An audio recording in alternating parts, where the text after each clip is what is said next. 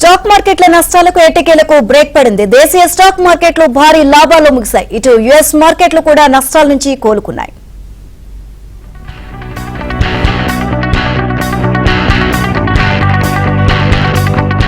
Trump tariff దెబ్బతో కుప్పకూలిన దేశీయ stock మార్కెట్లు ఎట్టకేలకు పుంజుకున్నాయి. సెన్సెక్స్ 1089 పాయింట్లు లాభపడగా నిఫ్టీ 374 పాయింట్లు లాభపడింది. సుంకాల విషయంలో ప్రపంచ దేశాలతో అమెరికా చర్చలకు సిద్ధమన్న సంకేతాలతో ఆసియాతో పాటు దేశీయ మార్కెట్లు రాణించాయి. ఈసారి ఆర్బీఐ నుంచి మరో 25 బేసిస్ పాయింట్ల వడ్డీ రేట్ల కోత ఉండొచ్చన్న అంచనాలు కూడా కలిసొచ్చాయి.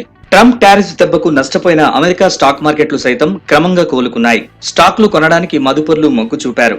తాత్కాలిక నష్టాలున్నా భవిష్యత్తులో మంచి జరుగుతుందని అధ్యక్షుడు ట్రంప్ చెప్పడంతో ఇన్వెస్టర్లు భరోసాగా ఉన్నారు.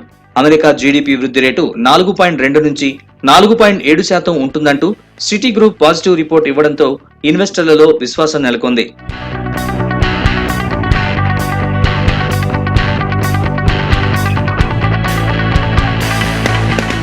సుంకాలపై చర్చకు కొన్ని దేశాలు ముందుకొచ్చాయని ట్రంప్ చేసిన ప్రకటన మార్కెట్లలో ఉత్సాహం నింపింది.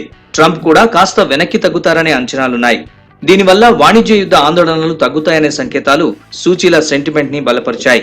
చైనా, వియత్నాం తదితర దేశాలతో పోలిస్తే ట్రంప్ సుంకాల వల్ల కలిగే నష్టం భారత్ పై తక్కువనే అంచనాలు మదుపర్ల ఆందోళనలకు కాస్త ఊరటనిచ్చాయి. అటు ముడి చమురు ధర తగ్గుముఖం పట్టడం కూడా మార్కెట్ల ర్యాలీకి కారణంగా మారింది. కనిష్టాల వద్ద కొనుగోళ్లు సూచీలకు అండగా నిలిచాయి.